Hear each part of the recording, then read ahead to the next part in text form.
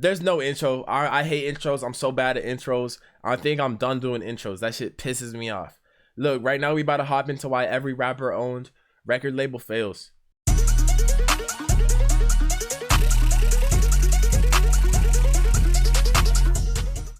Honestly, if Kanye West offered me a record deal right now, I would not sign it. Same goes with Travis Scott's Cactus Jack label and also Playboy Why is this nigga talking like Chills, bro? As tempting as it would be, why is this nigga talking like Chills? As we're about to see, this is one of the worst mistakes an up-and-coming artist can make. While it's true that you do receive an instant boost of clout simply by attaching your name to an established star, not only is that shadow often too much to outrun though, but then like Ken Carson and Destroy Lonely are literally saying, it's easy to get trapped inside that box.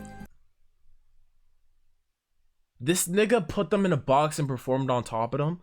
Yo, I would dip out that record label, bro. That nigga's calling you his sons. For another artist to give an artist insane. a shot and then to see that artist get as big or bigger can be tough. A lot of people wouldn't be able to handle that. A lot of people who have artists signed can't handle that.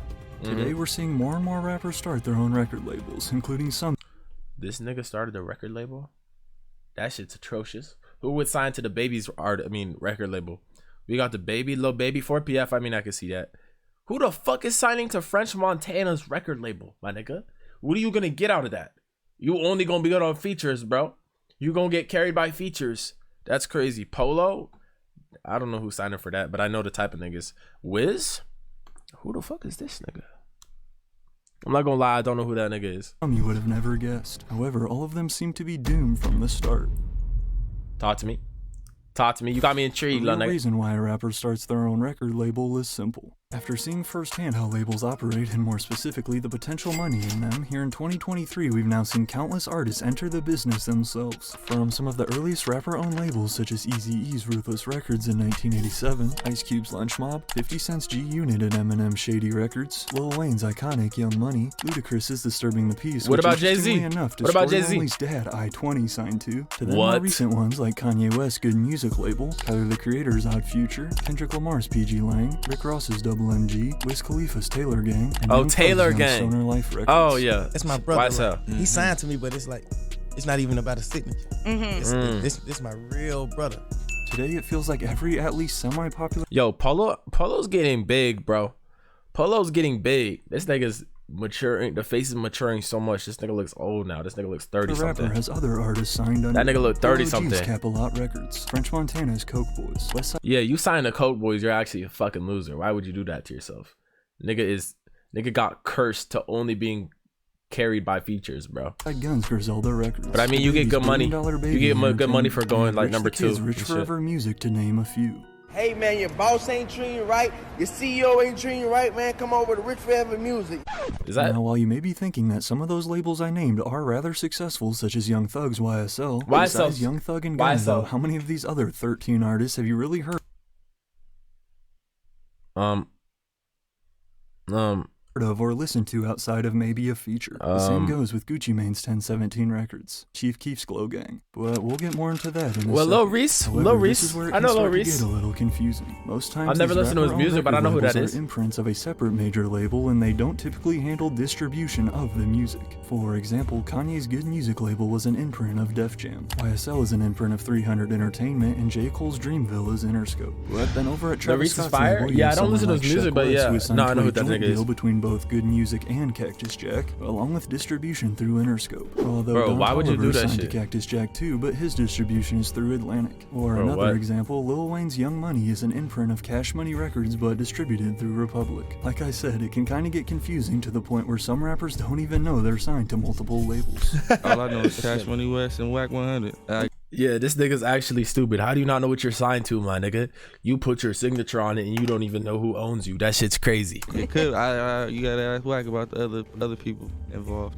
You ever seen your own dumbass nigga, bro? Nah, I seen it, but Whack showed me. I ain't see the. That nigga's actually fucking stupid, bro. To put it simply, almost every artist-led record label is either owned or working in partnership with another label, and the amount of actual involvement these stars play in the careers of those they sign definitely differs depending on where you look. The way I see it, though, signing another rapper is like the ultimate cosign an artist can give. However, despite these stars' initial goal I'd rather just a regular cosign, bro. The path to be successful too, with what seems like a dream opportunity, that is very rarely how we see it go down. Since the day that designer first signed to Kanye West in 2016, his career was never the same again. Bro, let's be real. That nigga, no matter what he did, that nigga's career would never be the same. That nigga said Panda 18 times and you couldn't understand shit he said. To this day, I do not know the lyrics to that song. I know, I got broads in the letter, twisted up, leading the final. I don't know the rest. An 11 label, you know what I'm saying? I know the hook. That's it. The rest is just mumble jumble shit, bro. Phone call from Kanye for his mind to be made. Everything kind of like blacked out. Once I heard him saying he called, I ain't gonna lie. Like, I'm like, word, because I'm so moving in like the moment. I'm like, yo, I just been through like 11 labels. It's late at night too, so I'm like, yo, I bet. As I mentioned before, it would be one of the hardest things in the world to turn down an offer from Kanye West, or Lil Wayne, or Travis Scott, etc. Especially when they're your inspiration for music, and when a lot of these guys who sign are typically pretty young and don't come from much. He's recording Carter 3, so I'm just in the sauce right now. You know what I'm saying? Like, you know, we did Bedrock, and was like, you know, you gotta sign. You want to get on? He's like, this is gonna be the single. I was like, all right, cool. So I signed. I didn't even think about it. I didn't think twice. However, just over 2 years, he could have been something, but I don't think he even tried dropping a song after that. He did, though. He dropped so much music after that. He dropped so much music. I remember that nigga dropped something in like 2019, maybe even 20, bro. That nigga's been cooking. That nigga fell off the face of the earth because that nigga's song was that garbage, bro. Years later, Designer would prove to us one of the biggest reasons why you shouldn't sign with these rappers, as he would go from calling Kanye West his idol to then soon calling him absolutely crazy. I signed to Kanye West, the biggest nigga. That nigga's throwing the world. Y'all niggas think he's the genius. I niggas think all that nigga shit. Well, to me, nigga, that nigga's crazy, nigga. Free me from this label, Designer tweeted back in 2019 after claiming that good music wasn't promoting or letting him drop music. It's not me, I'm doing what I can. I am not rich forever, they trying to hold us in bum-ass deals. Jay Critch posted after signing to Rich the Kid's label, dudes be your brother until the business come up, then it's all this lawyer talk and contract shit. The moment you sign... Well, how do you not think that's gonna happen, bro? To any how do you not think you about to do that shit, bro? Control and management of your career. But now here with these artist-led labels, you are also that's why I will never sign to a label. That's why I will never sign to a label. Rappers can be, especially Playboi Carti and Kanye West. I need to get rid of good music because I'm great, and guess what? Good is the enemy of great. The fuck I'm doing giving Wanna Love You to fucking Tiana. What the fuck I'm doing giving that Daytona album to Pusha. What the fuck I'm doing, bro? And while this nigga Kanye's fucking cooked. That nigga's cooked, bro. Yes, you do receive some. That nigga's got to donate his brain to fucking science to figure out what the fuck happened with him. Just for associating with them, being known as something happened, and if he was a football player, it'd be CTE. Shadow to outrun. And like Drake said in the beginning, a lot of rappers wouldn't be able to handle seeing someone they signed get bigger than them. Most of their egos couldn't take it. It's very easy for fans to label a guy like Stunna for Vegas at $1 Billion Baby, for example, as the baby's sidekick. Or as you'll often hear people say, Ken Carson and Destroy Lonely are, quote, Playboi Carti's kids. Some fans also argue that Yeat should have signed with Playboi Carti's Opium too. Hell no. Honestly, I disagree. I really don't think Yeat would be as big as he is right now, headlining these shows and pulling these massive numbers if he had joined. Wait, does Yeat never show his face? Is that his thing? I'm not a big Yeat stan. Does that nigga never show his face? Independently for years, Yeat signed his first record deal back in 2021 with Zach Bia's Field Trip Records in partnership with Geffen Records, which is owned by Universal and home to other huge stars such as Olivia Rodrigo, and together they've done a perfect job of managing his career. However, Yeat is another interesting case and actually demonstrates the next big problem with these rapper-owned labels. Back in 2021, Yeat would also launch his own record label, initially named Twizzy Rich Entertainment. But despite including fellow rappers September's Rich and a few producers, it wasn't long before drama split yet another label apart. As an established artist, when you sign a new rapper, that's what happens, bro. A chance that something happens to them, which will now also affect you. And although they'd been best friends, it started to feel like, from our outside perspective, that September's Rich got jealous of his homie's success and kinda became a burden to Yeat. From being accused of scamming fans online to if you have, wait, what did I say? If you have Robin Hood, how can they ever be mad? The bigger their artist, the more money. That's not competition. That's a star employee. Yeah, niggas are just stupid. You gotta understand though, rappers have the biggest ego of any type of profession, bro. Tell me a different profession that has a bigger ego than rappers. Maybe politicians. That's the max. It's politicians and rappers for the niggas with the biggest ego. And I stand on that to my grave. Then getting booed off stage when opening for Yeat, September's Rich quickly became a bad look for Yeat's brand. Shut the fuck up, nigga. Shut the fuck up. Niggas booed. Yo, getting booed off stage is crazy. But we've also seen so many other cases of this happen too, such as Gucci Mane's former artist Baby Rex becoming the first rapper to ever get signed and dropped in the same day. After he got cancelled for this tweet following Takeoff's death, we saw Travis Scott receive a lot of the blame after his new artist Sofago's debut album flopped, and for the Oh, that nigga's so fake. I forgot about him. Handled, the whole Gunna snitching rumors have kinda left YSL up in the air for the time being, as well as then you get someone like 88 Camino of 88 Glam, who after being dropped by The Weeknd's XO record label for SA allegations, then tries whatever they can to publicly bring down your label with them. This nigga makes 500 M's a year, and he can't give his nigga one song. 500 M's a year? That's just not a real number. That's just not a real number. This nigga got caught SA-ing and is gonna try to bring down The Weeknd, bro. See, shit like that is crazy, bro. This is why you gotta really understand who you have in your circle, bro. Especially when it comes to business shit, bro.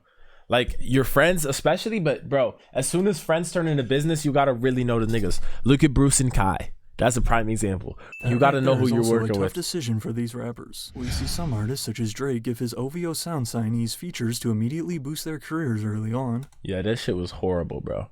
This shit right here, Smiley's never getting played again. Gucci and Prada don't go together. Shut the fuck up, nigga. You and Drake don't go together, bro. Such as Sofago seem to be trying to establish themselves solo and play the long game, or most commonly you'll see these labels go the route of releasing compilation projects that feature everybody on their roster. Okay, let's see. This one was fire, only with the songs with Thugger. Only the Thugger songs. This one I never listened to. I don't even know what the fuck these three are. Oh, I know this one. I don't listen to any of the songs off that. This one got a couple. This shit, you can save that, Mr. Youngboy.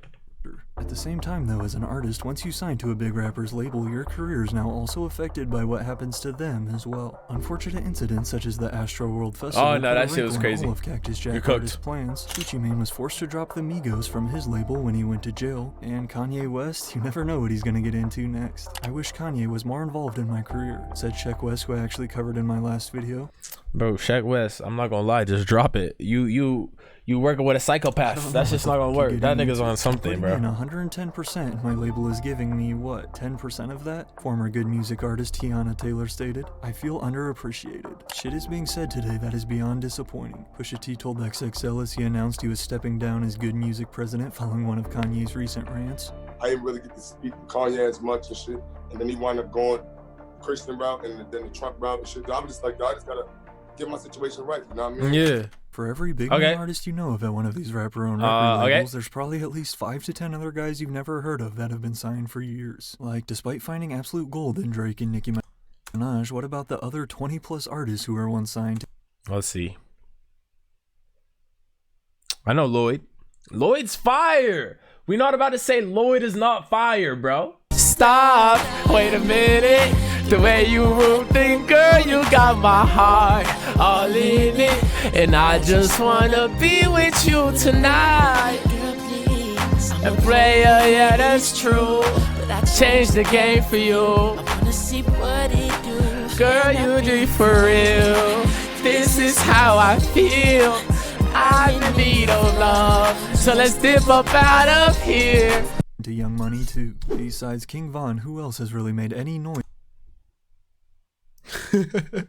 You got Dirk, King Von. Yeah, I don't know a single one of these three. I mean, Lil Zay Osama. Wait, do I know this nigga? I don't think so. I know it's from Lil Durk's OTF. I know a different Osama. Or again, nobody on Chief Keef's Glow Gang has even come close to breaking into the mainstream. Lil Reese was close, right? Label works, if we're being Lil Reese was close, right? Look at any major label and you'll see that the majority of their roster isn't even popping. But then they'll have a few big stars to make up for it. These rapper-owned labels are still record labels, and as we know, a lot of luck goes into making it in the music industry. Plus, they're gonna have problems too, like all the major labels have. The big difference is we just don't hear about every single miss like we do with Yo, these girls are fire. These are the girls I get. Cactus Jack, for example. Some fans argue that Travis Scott has ruined Sofago's career, but really his association with Travis has been what's helped land him these big opportunities, such as performing on Jimmy Fallon, going on tour with Trippie Redd and Nav, and getting in the studio with Pharrell. But again, it's more about what you do with the opportunity. They doing a lot for me and like teaching me a lot That's dope. That's super dope. That's super dope. Although Playboy Cardi never even promotes himself, let alone Had the audacity to say Coyle Ray not big? Wait, Coyle Ray was in that? That's crazy. That's crazy. known as artist, he has introduced Ken Carson and Destroy Lonely to a whole new audience. And if we're being real, a lot of artists would rather be known as the guy who signed to Playboy Cardi rather than never be known at all. You're just taking the risk though that if their label crashes and burns, usually all their artists go down with them. Hell no. No, I think wait, was it Lonely and Ken? I think Lonely and Ken they doesn't matter Playboy. They got a base now. They got a base now. And then they get to grow themselves. Everybody is Kanye West and is going to randomly decide to quit their own label for no reason. There's definitely exceptions such as Jay-Z and his Rock Nation is crazy. Or someone like J. Cole who genuinely cares and wants to see you succeed under Dreamville. I'm really fans of them. Yeah. It's more being a fan than it is business. You may have also noticed that a lot of these rappers starting labels today were once signed to another artist early in their career. From young. Yo, tell me. Yo, this looks like Sexy Red, bro. This looks like Sexy Red. This looks like Sexy Red.